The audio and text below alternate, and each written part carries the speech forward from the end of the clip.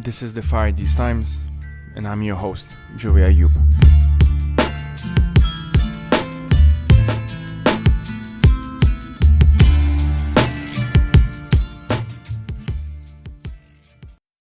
Hello everyone, welcome to the Fire These Times, a podcast about fires, political fires, and bad stuff, sometimes good stuff. Last time I had the two of you on, and I'll ask you to kind of do some brief intros in a sec. We spoke about Armenianness and sort of the intersection of everything from like the specificities about the diasporas and how that changed from place to place, and the relationship between many Armenians, let's say, and countries like Russia or Iran or Lebanon or whatever, and obviously Turkey and so on. Now we are going to talk about something much more specific, unfortunately because of what's happening, obviously. We are recording this on the 3rd of October. What has happened is very much, I don't even know how to describe it, because like the UN has, I'm going to read some statements in a sec. First, let's start with some intros, because that's the professional thing to do, and I am a professional. Let's start with some intros, I don't know, alphabetically, whatever. Anna and then Karena. For those who have not listened to the previous episode, which obviously they should, but some people are not good people, so we have to also address these people. Can you introduce yourselves, please? Okay, my name is Anna. I and me and Karina have a podcast which is currently on hiatus called Obscuristan. I am a law student and Armenian. Hi, everybody. I am Karena. I am a senior analyst now at the Regional Center for Democracy and Security, which is a little tiny bespoke think tank based in Yerevan. And I'm also Armenian. And hi. Okay, this is one of those topics that I don't even know how to even start approaching it, because we were talking just before recording that I had the Guardian's website, Guardian.com's website, open to the Europe Live section, and they have statements that are quite, even if you just stick to like the bullet points that they have, the summaries at the top, there's like quite incredible statements if you put them next to one another. I think encapsulates, maybe not perfectly, but to some extent, a bit of the absurdity of the situation. In addition to the situation being horrific, and I will obviously ask you to the best of your abilities to even explain what the hell is even happening. I can start. For those of you who didn't listen to the rest of to the last episode, and also for the people who did listen to it, I realized that we talked a lot about Artsakh, but we really didn't fully introduce what it was. So the region that you're going to hear a lot about that like is experiencing refugee crisis right now is Nagorno-Karabakh.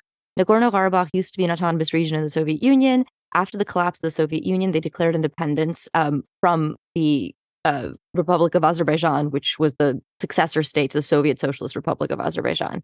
They'd actually tried to rejoin Soviet Armenia during the entire time they were ruled by the Soviet, during the entire Soviet period, because they cited severe ethnic repression.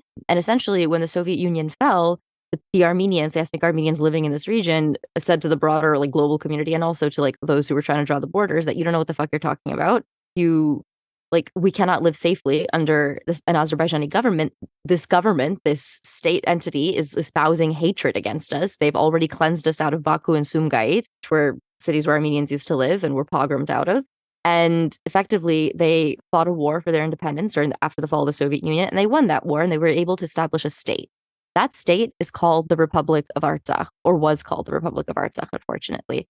It was struggling, like, fucked up democracy, as we all are, and it existed in the region for the last 30 years. It was considered a frozen conflict. That's like really bullshit terminology, because the idea is that like, oh, it was going nowhere, but it wasn't getting solved. That's not true. People were dying in this conflict basically like, I don't know if it was every year, but like regularly for the period of those 30 years. And so Azerbaijan in 2020 invaded. They started bombing the entire region. They were able to conquer back a lot of territory. In 2022, Azerbaijan blockaded the entire region. So no food, no medicine, no fuel, no gas, nothing could get in and out, with the exception of occasional humanitarian transport, during which if you were a person being transported for medical transport, Azerbaijan may kidnap you, but not like a rogue actor. The state would kidnap these people. And so during 9 months of blockade, Artsakh is on the brink of starvation. Azerbaijan starts indiscriminately shelling the entire region. The government of Artsakh surrenders. Now the people, yes, on September 19th of this year. And so now there's a mass exodus of basically every Armenian living in Nagorno-Karabakh is trying to leave because, as they've been saying for the last 100 years, they cannot live safely under a government that hates them so much that they would behead them, and do all sorts of other horrible things to them. So me and Karina are here to talk about that today. Karina was actually on the ground in Armenia where all of these refugees were flooding into Armenia from the Nagorno-Karabakh region. I want to also add that like I've been talking about this so much that I think I gave a pretty sanitized version of what's happening, because from like not from like a like an from an actual human perspective of what just happened in Artsakh, it was genocide. And I'm saying that up front to start with. That's what we're talking about. We're talking about the genocide in Artsakh. We're talking about the ethnic cleansing of Artsakh. I want to like start by framing it through that, and I don't really care what lawyers or legal thinkers, like what edges of the parameters they try and tinker on, and they try and say, well, this happened and this didn't, and check their little boxes, because that's not the purpose of words, and that's not the purpose of trying to like say, like this is what's happening to these people. We know it. That's the framing we're going to be going with. Huzzah!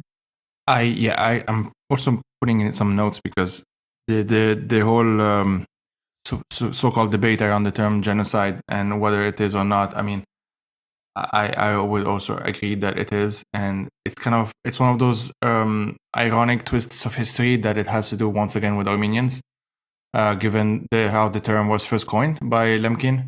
For those who don't know, he did that in reference to the 1915 Armenian genocide. I also don't care, but I had a comment on that I think it was on Mastodon. I don't remember. I said like straight up like this is genocide, and someone commented like this is clearly ethnic cleansing, but can you explain why it's a genocide and so on? And then ethnic cleansing can be part of genocide, first of all, and usually are. But B is all of the other stuff as well, the direct murders, but also the discussion of cultural heritage, which has been very explicit, which again is another thing that Raphael Lemkin himself coined in reference to, I think that specific one was in reference to the Holocaust, but as well like the Armenian genocide. So anyway, Karena, do you want to add? Because I figured you'd have, of course, as given that you are in Armenia, you can add, given that so many people have in recent weeks. So it was really this kind of lightning military operation by Azerbaijan, which started on September 19, and essentially it lasted for about 24 hours.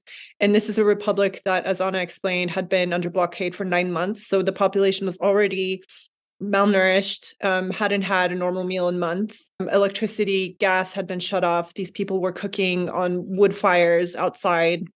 And then on top of that, they're basically bombed into submission. The fact that it was cut off meant that the Artsakh Defense Forces had a limited supply of military equipment and were not able to kind of mount a defense in the way, and as a body, as literally the only body that was left to protect the Armenians of Artsakh, Nagorno-Karabakh. So the president of Nagorno-Karabakh signed a capitulation statement, basically agreeing to the disbanding of the Artsakh Defense Forces and the dissolution of state institutions. So officially from January 1st, the Republic of Nagorno-Karabakh, or Artsakh, will cease to exist. In light of the disbanding... As of January 1st of like 2024, you mean? 2024, yeah. Right, yeah. So in light of the disbanding of the defense forces specifically, and obviously the dissolution of the state more secondarily, the population of Nagorno-Karabakh, or Artsakh, basically fled kind of ahead of this oncoming Azerbaijani assault. What that meant was in Stepanakert, the capital of Artsakh, people moved en masse to the airport, which at the time, or maybe currently still, is run by Russian peacekeeping forces, whose mandate is to protect the Armenians there, which they haven't done. We can talk about that later. So the Armenians, 40,000 actually fled to the airport to kind of wait to be let out. And in the meantime, people in the villages, in the regions, were trying to get to Stepanakert, the capital, and then onwards out somehow. And so for a couple of days, neither Azerbaijan nor Russian peacekeeping forces would allow the Armenian civilian populace to leave. So you're trapped inside for a while. And I remember this is around the 23rd of September. I was down in Goris, which is the Armenian city that's closest to Nagorno-Karabakh and the kind of outflow of the refugees, which is where they would have come out. And we got word that they were going to be transporting 40, sorry, I don't remember the number. It was like a certain number of wounded soldiers, wounded servicemen. And then immediately after that, we got word that the first civilians were going to be let out. And that kind of the first kind of transportation of these people like came out, turned into this overwhelming stream of people. And as a result, today, essentially the whole population of Artsakh has left and just it's gone. It's gone. And the republic is now empty. Okay, so this brings me to the aforementioned quotes, right? Because so I'll thank you for contextualizing, because I think people would have heard me quote random officials and have no fucking idea what I was talking about. The UN has arrived. These are like headlines on this is on The Guardian. This is from yesterday. It's a ghost town, is the quote. UN arrives in Nagorno-Karabakh to find ethnic Armenians have fled. I find that amazing sentence, by the way. To find ethnic Armenians, like it was a surprise or something. We see Germany, this is roughly 4 hours ago, the UN statement, and Germany's statement is also 4 hours ago, as of the website, as it shows on the website. Germany calls for quote-unquote permanent international presence in Nagorno-Karabakh. And it's one of those things that, and then the Red Cross also 4 hours ago, Nagorno-Karabakh capital, quote-unquote, completely deserted. So we have the UN saying it's a ghost town, we have the Red Cross saying completely deserted, and we have Germany saying that there should be a permanent international presence in Nagorno-Karabakh. And it's one of those things that, like, I don't want to focus too much on Germany because I don't care, but it symbolizes a bit of a broader attitude. I think that we have been seeing in the EU for some time now, that have to do, like, we can go through like the geopolitical reasons and whatnot. And, to some extent I can explain some of them in the sense that I'm aware of some of them, but I'm sure some other stuff I'm not aware of. The main one that comes to mind is basically Azerbaijani oil. That's kind of the easy, like at least one of the reasons for the EU's decisions, and the other one being Russia. But what are your thoughts when and feel free to respond however you want. But what are your thoughts when you read statements like this one, which again is symbolic of a broader trend? It's not just Germany saying so, for that matter, but Germany is one of the two main ones in the EU in terms of power. What comes to your mind? White hot fucking rage. Too little, too late. We've been fucking saying this for years. Like howling into the abyss. No one fucking listened. This is also reflected in international media. For example, the New York Times, who had journalists on the fucking ground saying in their sub headline saying that no one saw this coming, which is just honestly embarrassing. I saw this coming. I'm just some rando. I'm just here. And I mean, sorry. Armenians begged the New York Times to cover the blockade, and they didn't. They didn't send anyone. And now it's a surprise. And it's not just the EU, and it's not just Germany. It's the UN, as you said. So throughout this blockade and this humanitarian crisis that was created by the blockade and the kind of, the lack of basic necessities for this civilian population, people had been advocating, not just Armenians, like, human rights advocates, some scholars and some international aid organizations had been pushing to be let in to the territory. But because Azerbaijan was, controlling the only road in or out, they wouldn't allow that. And this included the UN and UNHCR. And from what I've heard from different sources, the UN could have pushed more to be let in. But because Azerbaijan doesn't want to sort of quote unquote internationalize this conflict, it wants to keep it as this kind of internal matter. It wouldn't allow these organizations in. But now we see that since the territory has been emptied of its Armenian population and these people have been forced to flee, now they're let in.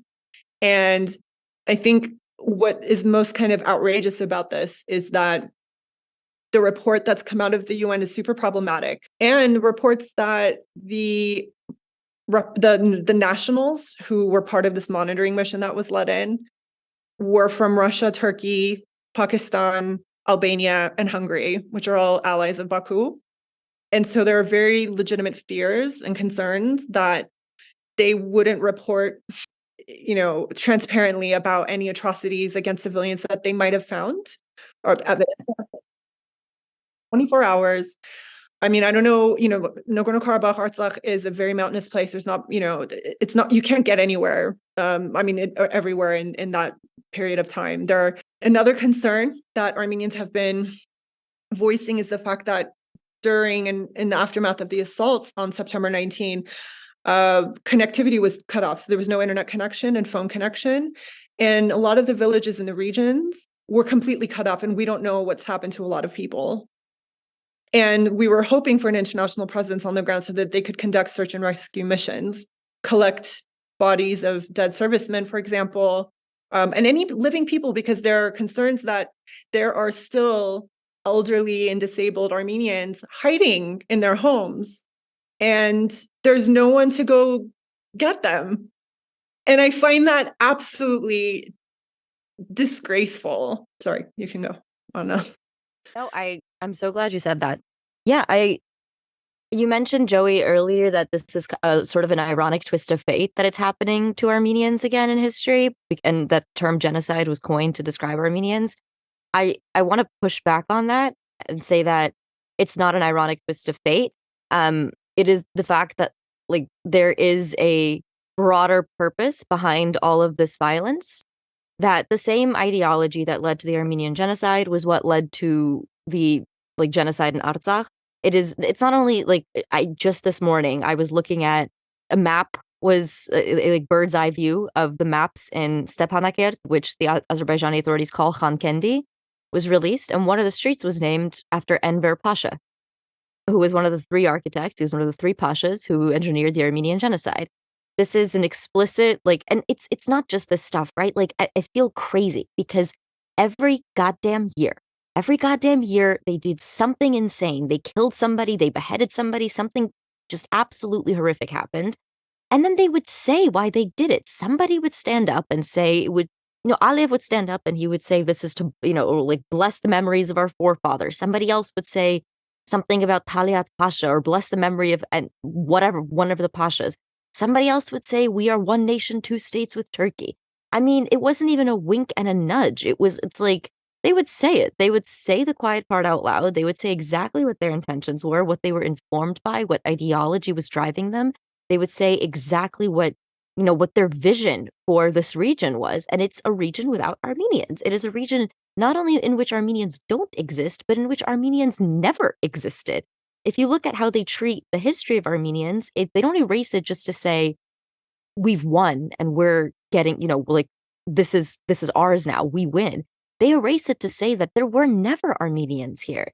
They rename our cultural history. They rename Armenian churches to be Caucasian Albanian churches. I don't even have time to go into the inane stupidity of that. But there's just, it's day after day of just absolute and total violence, not only like physical violence that Karena is describing, but also the intentions of that violence were made so clear for the past 100 years, but certainly for the last 3 years, and even more certainly for the last 30 years. And what really kind of kills me is that the people of Artsakh declared independence to avoid this exact eventuality. Like, this was the nightmare scenario. This is what they wanted to avoid. They saw the writing on the wall. They knew the government that was controlling them. And for years, they were treated like they were crazy. For years, they were treated like they were ethno-nationalists who just like who were so like base and savage that they couldn't fathom the idea of being governed by a government that was a different ethnicity than them. That's how they were being treated. That's how they were treated on the international stage. That's how they were treated in academia. I mean, the number of books I've read that reduce this to like, oh, people like Armenians just don't want to be governed by Turks or Azerbaijanis or what have you. It was astounding. And then you see the exact scenario that they were saying would play out, and yet they're still treated like what they saw with their own eyes, what they felt on their own skin didn't happen. And that's so I'm beyond offended by it. I'm actually like, I'm at a loss for how people can be so completely dehumanized in their own experience. I'm at a complete freaking loss. And then Don't they? yes. Yeah, I was just gonna say, like, don't they say that the last stage of genocide is denial of genocide? It's denial of genocide, but it's not just denial of genocide. It's denial of our existence. It's almost like it's like the invisibility is so complete. I don't know that I know that there are other groups that have experienced this, but I don't know that we've seen this on the scale, and I don't know that we've seen this like this accepted. I don't want to say it's unprecedented because the horrors of the world never like cease to like, fulfill my expectations. But that being said, like there is something absolutely just stunning. Like it's beyond it's gaslighting on a scale that I can't even imagine. Like you're telling people that not only like not only did we not kill you, but you were never there to die. That's the idea, is that you were never there to die. You were never there to be erased. You have no cultural contribution. You have no historical contribution. You simply don't exist. And the international community is acting like that is acceptable. They're not just acting like it's acceptable, they're hearing it. This is actually where I wanted to kind of add, especially Europe, the EU, the way it's paved the way for this to happen and has added to the gaslighting as this kind of international authority, this like supposedly values-based power.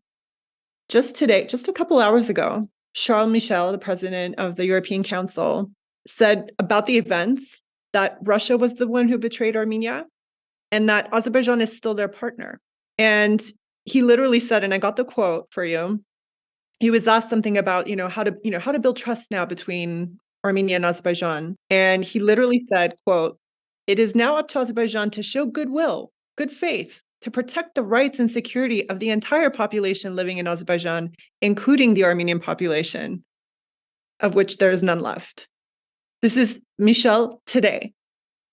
And then also today, President of the European Commission, Ursula von der Leyen, apparently in a phone call with Armenian Prime Minister Pashinyan, said, quote, "The EU stands with Armenia in assisting displaced people." Yeah, it's basically accepting the status quo. That's it. They're quite literally saying like, we'll send some money, food, blankets or whatever. We'll send them to Armenia, and they hope basically that like of course Armenia also gets closer to the EU and whatnot, because ultimately I'm trying to rationalize. I mean, it's also kind of pointless.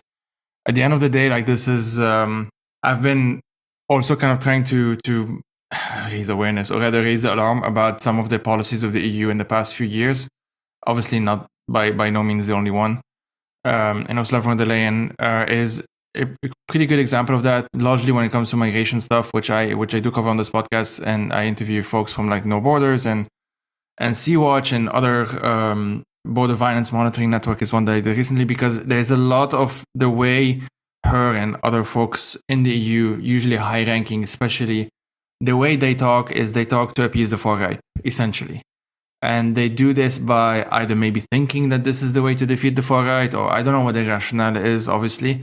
But ultimately, what ends up happening is that the whole overtone window just shifts a bit more towards the right every time. And this is what's happening in the EU. So for me, in addition to the what has happened in Artsakh being like horrific in and of itself, it's all what worries me additionally, if you want, is that it's like yet another indication of what is becoming more and more acceptable, like the normalization of this.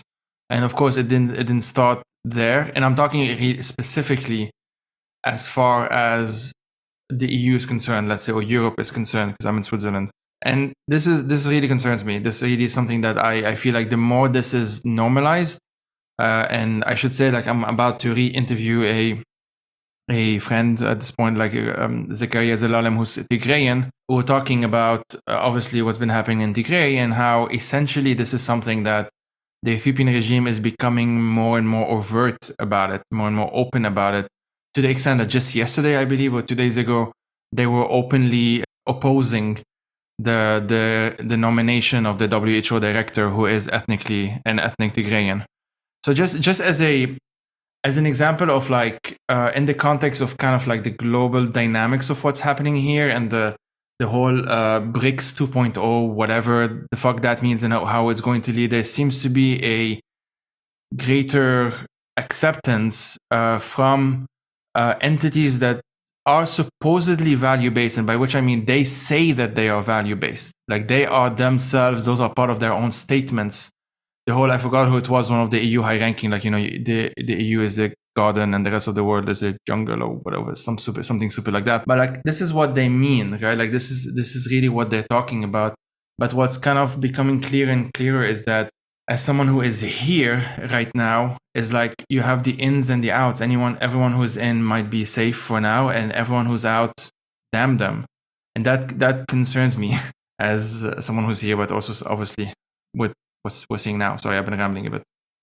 I just wanted to qualify a bit of my complaints about the EU. So I'm not just complaining about the EU and their lack of action. They actually pushed for a quote unquote peace agreement between Armenia and Azerbaijan by the end of the year or beginning of next year, while ignoring Armenian concerns about the need for guarantees for the security of Armenian lives there and for international mechanisms to be kind of on the ground. So they pushed this. Meanwhile, treating Azerbaijan like a good faith partner, even as it had violated every single point of the tripartite ceasefire agreement that ended the 2020 Artsakh war.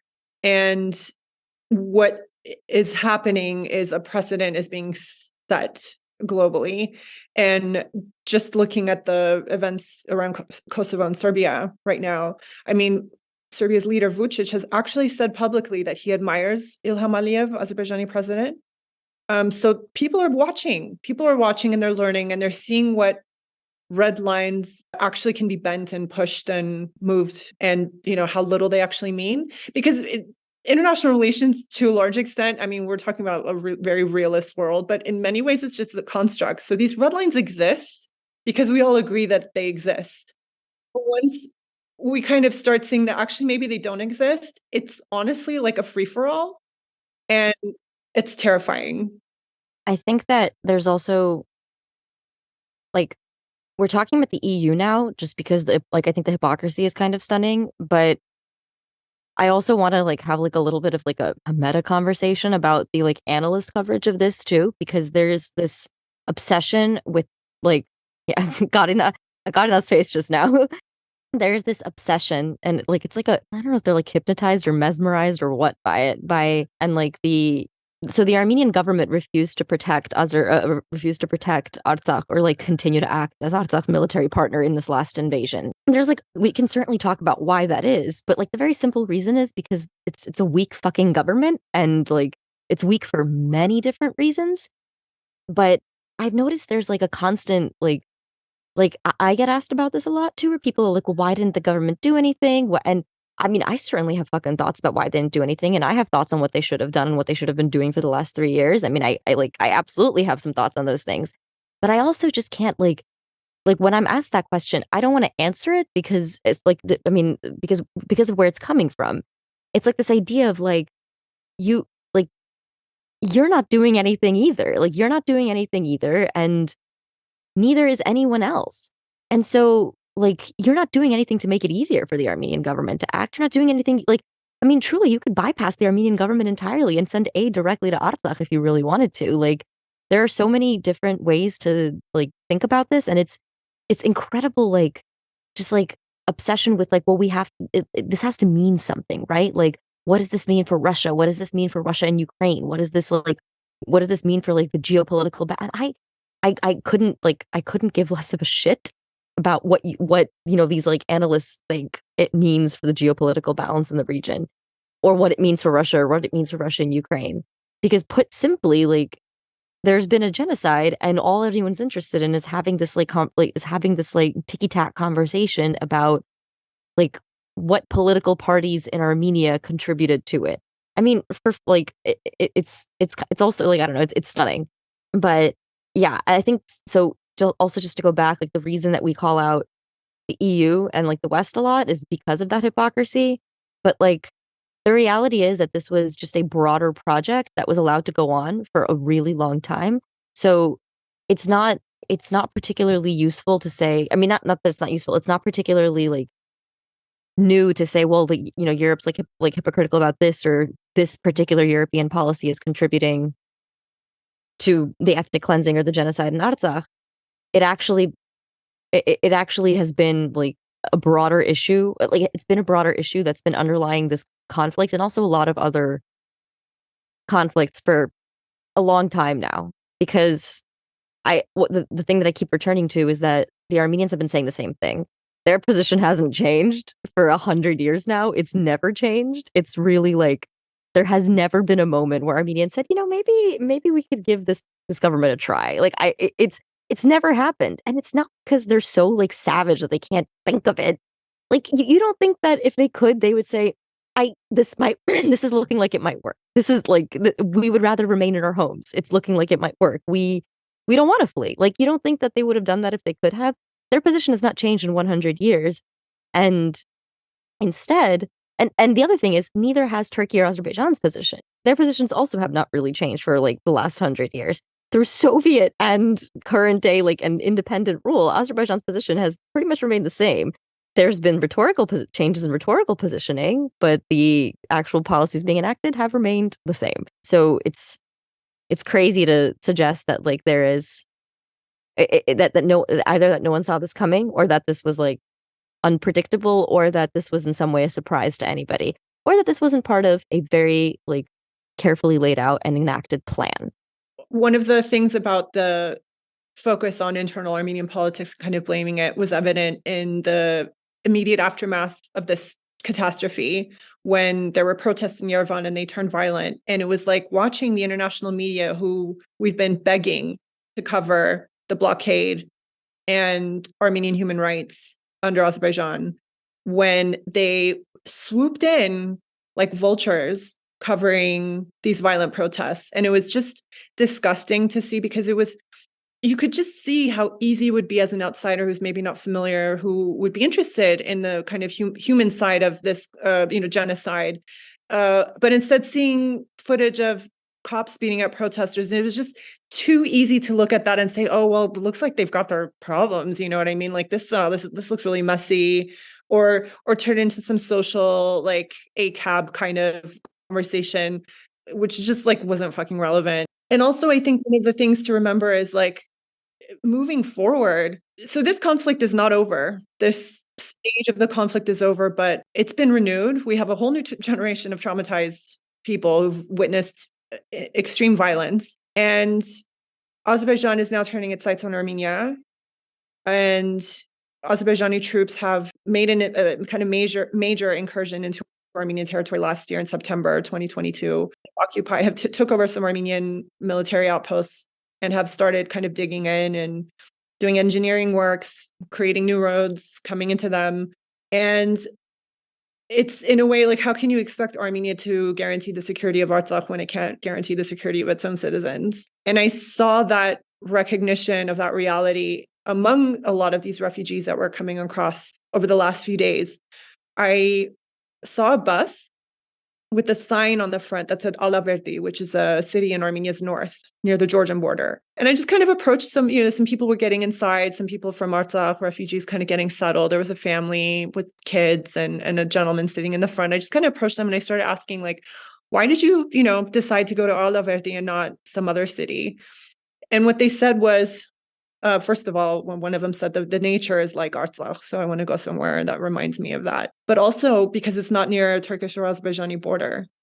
One of the men I spoke to was from Hadrut, which was a majority Armenian town in Artsakh until the 2020 war. It was conquered by Azerbaijani forces and ethnically cleansed. So he's been displaced once. They moved to Stepanakert. They were displaced again in this latest round.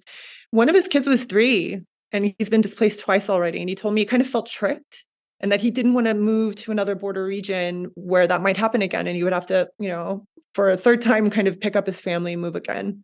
Two sides of my family, one side of my family is from Artsakh and the other side is from the Lori region, which is where Alaverdi is, which I don't know, that like, the other thing I was going to say is that now like there's a pretty, when Karena says that Azerbaijan has turned its sights on Armenia, it's, again, something that's pretty obvious. They've been talking about a Zangezur corridor. So they've been talking about a corridor like going through Armenia, connecting Azerbaijan to its like enclave on the other side of Armenia, which they've already also not only ethnically cleansed of Armenians, but also of any like trace of the existence of Armenians. They're like just entire cemeteries bulldozed over.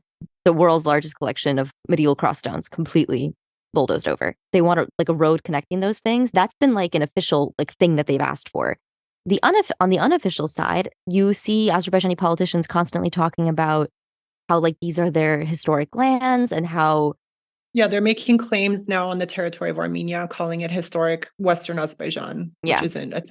It's not a thing, and it never was a thing. But it's interesting because they then they do that thing where they turn to their international sort of audience and they say, we're not talking about, territorial claims. We're just saying that these idiot Armenians, they're so they think anywhere they live, they own it, which is why they think that when we say this is our historic land, we want to own it. Never mind that they have systematically conquered every piece that they've ever called their historic land.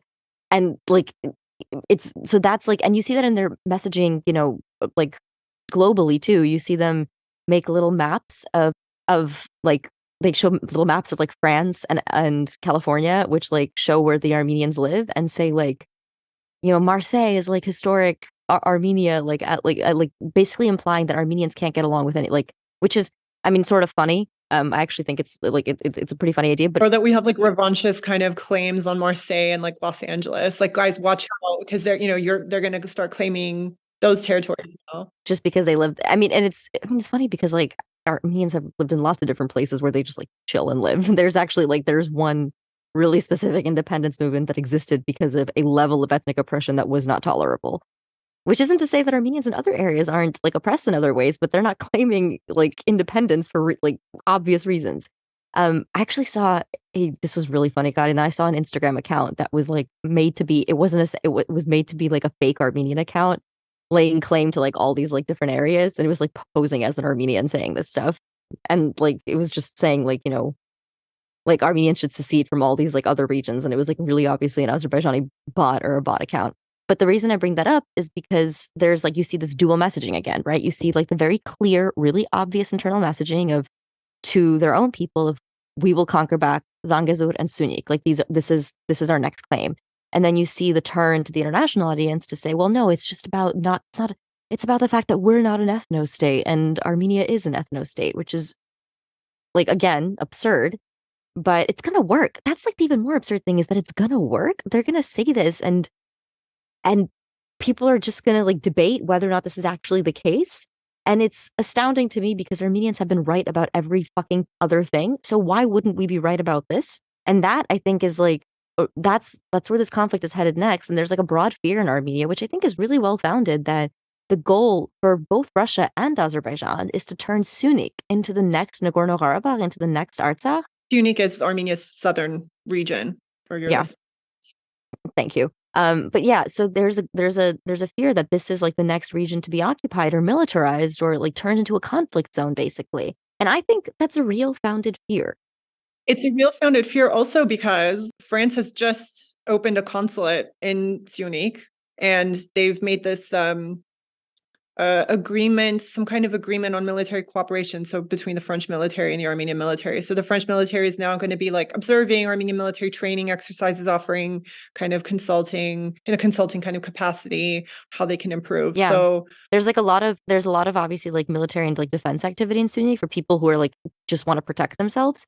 But Azerbaijan has made claims on it, and it's there's a broad fear that is the next place to be occupied, which would actually to get into the geopolitics of it a little bit, it would allow Russia to maintain a conflict in the region, which has always been Russia's interest. And it would allow the Azerbaijani government to chip away at Armenia and Armenians piece by piece and just continue working on their genocide project, which is what gives the totally despotic and fucking corrupt government in Azerbaijan their only source of legitimacy in Azerbaijan. Because they get to say, look, we conquered back this territory, or look, we're still conquering back this territory. It's very feudal, but it's also you already see it. You already see the project unfolding of this double speak that is somehow invisible. I don't it's crazy. And the only conclusion I can come to is that they're not interested in hearing it. If they wanted to hear it, they'd be perfectly capable of hearing it. They've done an excellent job hearing Russia's double speak. And the left has done an excellent job hearing the United States' double speak. So why is it that when it comes from the mouth of Ilham Aliyev or Erdogan, no one can acknowledge it? And part of that might be a failure of Armenians to organize on the left. That's sure. But I don't know. I'm not letting other people off the hook for their own moronic behavior because the victims didn't sufficiently insulate themselves from it. Until this escalation, I was of the opinion that a lot of it is our own fault, that we haven't just kind of been screaming in the right channels. But I'm at this point, I don't want to I don't know. I don't know if this is like just kind of me washing my hands of agency or just being cynical, but I think it's not all us. And I don't know why. And I don't know. Yeah. My 2 cents on this is just that if I compare the examples that I know of, whether it's like Palestine or Syria, let's say, or Iran, the messaging of the diasporas especially is not necessarily the same. And you might say some have been more efficient than others, like the Palestinian one has been, just also because it's all things have actually just gotten worse in terms of like the actual lived experiences of people there for actually liberating, the occupied territories in any meaningful way. Whereas with Syria, the closest thing I can think of what's happening now was the 2016, and no parallels are perfect, and the goal there wasn't to ethnically cleanse Syrians from eastern Aleppo, because the Assad regime just wanted to take back Aleppo. So whoever stayed under their own risk, regardless of their ethnicity, basically. This was like a different goal, but the methods are similar enough, I think. And at the time, it was also like, I remember very clearly the mayor of Eastern Aleppo, who I met last year because he's obviously in exile, going to, I think it was the parliament in France. I don't remember, like a bunch of different places across the EU, and, receiving standing ovations and being like applauded and all of that stuff, rightly so in the specific example. But that did not translate into anything being done for Aleppo at the time. And by anything, I mean like not even military intervention, which was like such an optimist, like it was not going to happen anyway for various geopolitical reasons. But I mean, like even dropping food and aid, like that did not happen. And they had if I have this correct, like they had the legal right to do so. Like they did not need, the UN had passed a resolution, and you do not need the permission of the Assad regime to deliver aid, for example. You can just do it. But they didn't want to do it. They want to do it for various reasons. But yeah. To be clear, like whether or not they have the legal right to do, like the people come up with the legal right to do, like you have the legal right to drop aid. That's like that's not there is a legal right to drop aid, and there's like so many international norms that in fact demand that you do so. So it's always interesting to me when these like things get framed, and I see it because I see it in like international law circles, the way that some things, like the same things, will alternate between being framed as like rights and responsibilities depending on like what the position on them is in that moment, because of course they had the legal right to drop aid, and you could name like 3 other like international norms that are well settled that would say they had the responsibility to drop aid, but we talk about one or the other based on which one, like based on what we want to do. One thing that, like, I don't know, like I've noticed, like me and Karena and Armenians in general, we're gonna keep showing up and talking about this because it's one of the only things we can do. And also, like, we're gonna show up in spaces like this and try and see the connections between this kind of struggle and the struggle in Palestine, because like honestly, like Israel also like has perfected this like sense of doublespeak as well. We're gonna keep talking to these communities, but there is also an element of like, I think a lot of Armenians have become convinced that their only hope is themselves now, which I don't want to say that like it's true, but it is a little bit true in that like the only solutions they have are internal. So like, and they're not that wouldn't be the ideal way to do this, right? But that is sort of like the only solutions that Armenians have to turn to. A lot of Armenians are turning to things like civilian defense, are turning to things like training themselves about like being prepared militarily on a personal level. And to me, it's upsetting, not because I'm like, oh, like sucks, the liberal world order is falling apart, no one can rely on each other. Like that's not why. But it's because it also shows that there aren't sufficient connections between like even like armed struggles in the region, that they can support themselves and each other when they're fighting the same shit. Like this is really the same shit that was affecting Yazidis. It was the same reason the Kurds don't have a state anymore. And so that is something where I take responsibility and look at us, because we've had a state for 30 years since the fall of the Soviet Union.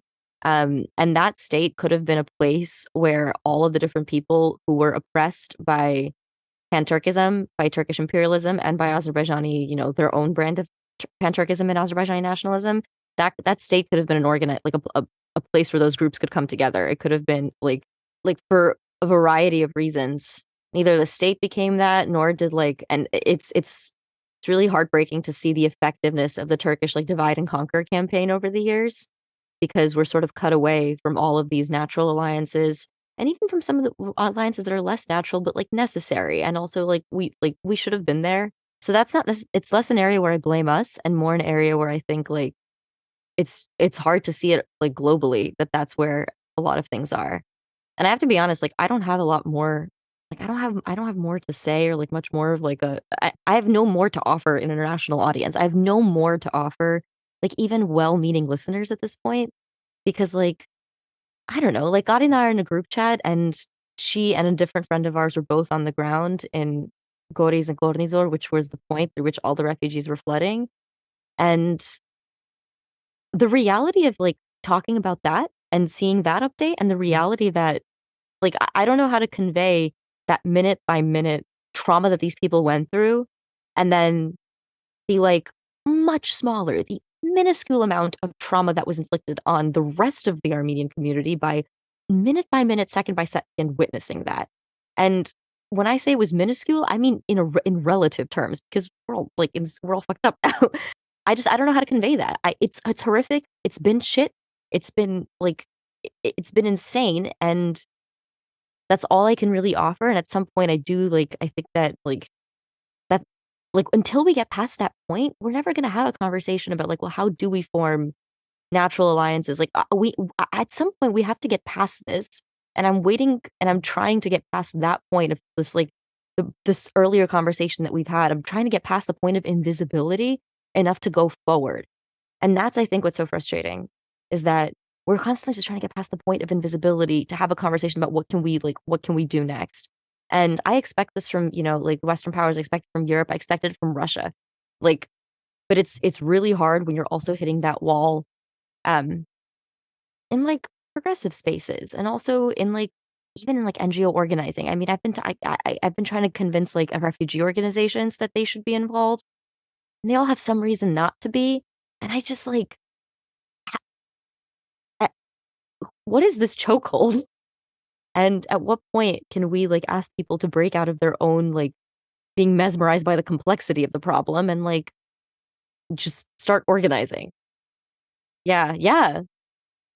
And I don't mean to just be despondent, but it's at some point I'm how do we get past this is I don't know. We've been on your podcast twice, and both times we've kind of been saying the same thing, with more details about different events, but should stay the same. Complexity is an interesting term, I think, even in this context, because ultimately no quote unquote conflict, and these are huge quotations, are devoid of complexity. No, again, quote unquote conflict, and this is a huge, bunny ears, conflict is devoid of complexity. Israel Palestine is complex. I mean, as in it's not simple, sure, but it's not complex in the sense that it can't be understood. And it's not even complex in the sense that it is very difficult to understand. It's moderately difficult to understand, let's say, even maybe not even that.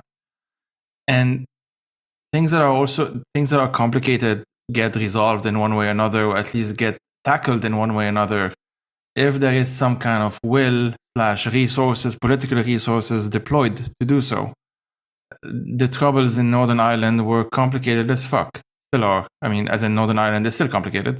More so, if not as much, as the civil war in Lebanon or whatever. But it also has to do with the fate of Northern Ireland and of the Republic of Ireland was seen as important, as in it was seen as something to we need to do something, or we are involved maybe, and you have a lot of mea culpas, and you have a lot of Brits reevaluating their relationship to the island of Ireland, all of that stuff. And to this day, I know, for example, that, not to be too geopoliticsy about it, Biden still talks about the troubles and the Good Friday Agreement and all of that stuff as one of the achievements of the 90s or whatever. But they wouldn't that kind of rhetoric is not available, or at least it's not deployed in the same way when they talk about the Dayton Agreement on Bosnia.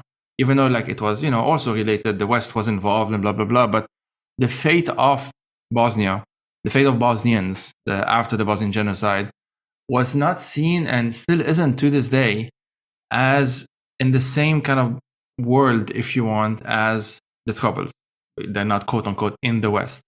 There is this kind of bracketing in some sense of what counts as part of history, maybe kind of like a part of the West or the global North or whatever. And then everything that isn't there can be endlessly rendered more complicated, like talked about as if it is more complicated than it actually is. Like last time we joked about this, talking about that Gilmore Girl episode about Israel Palestine, all of that stuff, and the explanation that was given in that class makes it so much more complicated than it actually is, because it's about like making it more abstract and making it almost like more, I don't know, like eternal. Like there's something, the essence of like, I don't know, Israelis and Palestinians or Jews and Arabs or as Azerbaijanis and Armenians. There's something like purely like it's just there. It's just a thing that everyone's born with. Yeah, it's like taken for granted. Actually, I got in a kind of argument with a former friend who is a journalist and has focused on the region a lot. So he should have known better. So he wasn't just like a complete outsider, kind of parachuting in and figuring it out. In the 2020 war, he went completely silent, didn't make any kind of statements about anything, and it really upset me as someone who I've hosted in my home, etc. And he completely misunderstood what I was saying. I told him that he was too quiet, and he was like, well, I can't take a side. And I was blown away that that's what he thought I was asking. And I was like, I'm asking you to condemn the violence. Like, civilians are being killed. It's as simple as it gets. And he couldn't take that position. And I found it to be so emblematic of this kind of spinelessness and lack of curiosity and lack of critical thinking when it comes to kind of lesser known conflicts or people who are more peripheral to the power centers of Europe and North America. Yeah, I know someone, also I would say a former friend, who, because I just never addressed this, who visited Baku during the blockade. And that was someone I'd spoken to about this, like who I was stunned. It was an ongoing blockade. There was no food coming into Artsakh. People were like surviving off of subsistence farming. Farmers were getting shot at, and the other thing is, I mean, and even more incredibly, like not even more incredibly, actually less incredibly, but like you don't have if you live in New York City or you live in a city, you don't have a farm. So like it's just like there was no food in Artsakh, and this person was visiting Baku, and like it was astounding. It was crazy to me visiting Baku and saying nothing. It was really I'm still kind of like floored by it. The effectiveness of that like invisibility has made me really like I don't have an answer for what how you break out of that, because it is really intense. And Azerbaijan's and Turkey's that project has been very effective. But I also think that it's time that we start demanding more of our own communities too.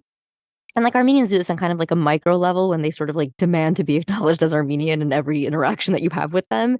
So you're gonna do that. But also there's a lot of other stuff where I really do want to I really want people who study the Middle East, who study the Soviet Union, to look at their work and to look at their projects and the circles that they're talking about and ask themselves are Armenians being addressed here, and not treat it like that's some niche little issue that well, why would we address them? Because I'm sick of it. I'm so fucking sick of it. The degree to which Armenians have been erased from their place in all of these stories and all these histories is unfathomable, and it's vast. And so if you are working in these areas, if you're an advocate in these areas, if you're working with clients from the Soviet Union, if you're working, or the former Soviet Union, if you're studying the Soviet Union, if you're studying Turkey, if you're studying the Middle East, you should be asking yourselves, why aren't Armenians showing up in the work that I'm doing? Because if they're not, you're doing something wrong. And that I think is something I've begun to take more seriously now, because I see it everywhere. And, I see it in legal circles too, where there's a sense that well, this conflict is separate. I would bring this, I think I mentioned this before, but I'd bring this conflict up in class and it wouldn't be discussed. The professors couldn't talk about it. They couldn't wrap their brain around the idea that there was something to be learned from this conflict or from these people, or from their advocacy. like you couldn't talk about it.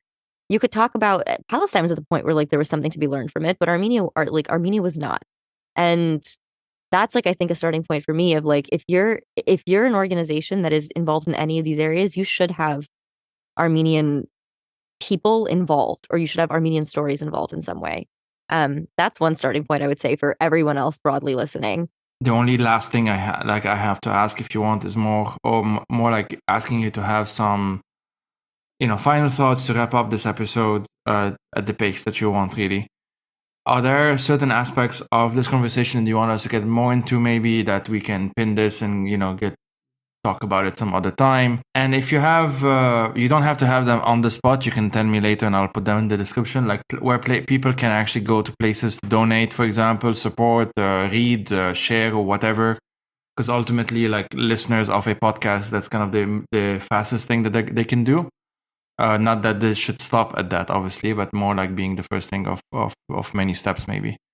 So yeah, go ahead if you want, and have some, reflections if you want as well, and we'll leave it at that for now. I think the scale of the tragedy and the grief will become more apparent in the coming months. I was on the ground and I'm still kind of I feel fine, but I must not be, because what I saw was not good. It was traumatic. Seeing the scale of that kind of helplessness, of civilians who were arriving honestly malnourished, often on the top of like open top trucks, for 36 hours, often under the rain, elderly people, children. And I don't know, I can't really, I mean, I can like, with my friends, I can talk about little things here and there that I saw that was like interesting or, shocking or whatever. But like as a whole, I can't really talk about it because I don't know how yet. I'm sure that'll come with time.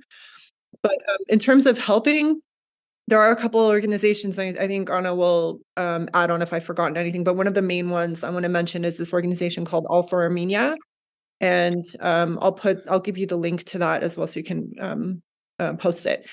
But I saw them, they were on the ground. They were often in places where even the Red Cross wasn't. For example, the cars, when they were coming in, they were packaging kind of sandwiches and boxes of juice and candy and just kind of throwing them into the cars as they were driving by. And this is often the first food that these people are getting. And this was a local organization, not the fucking empty ass UN tent that I saw. It was fucking empty inside.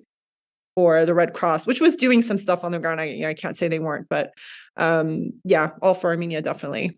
Yeah, I would say All for Armenia as well. I'll send these. There's the Anna Astvatsurian Turkot Foundation, which was making baby boxes for babies born in Artsakh before the blockade.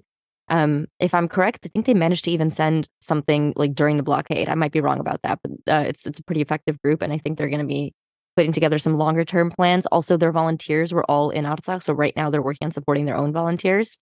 You can, through an organization called Miasin, you can fund like a displaced family, which is also something I highly recommend. If you have like $100 of disposable income in your life, that is really useful money to these people.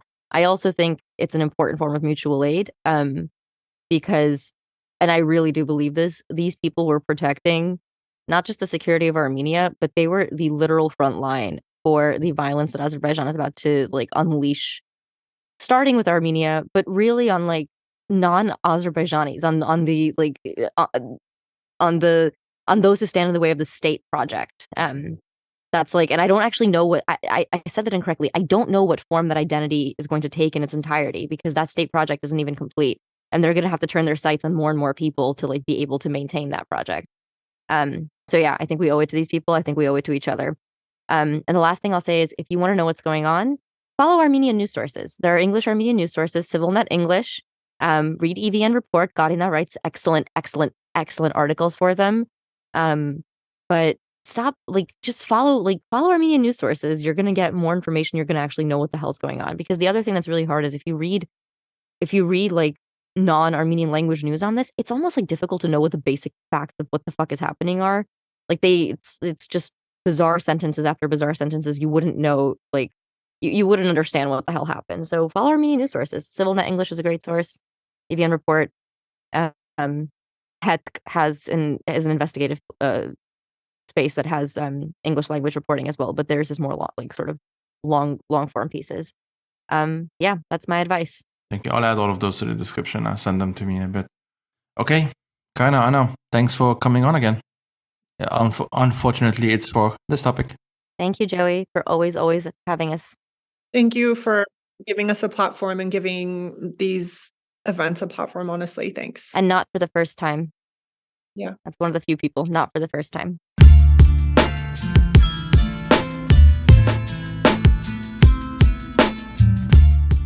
The Fire These Times is hosted by myself, Joey Ayoub. I am also its producer, researcher, writer, and sound editor. If you want to help turn this project into a full-time job, please head out to patreon.com/firethesetimes to support it.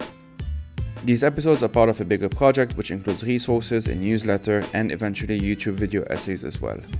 As always, thank you for listening and take care.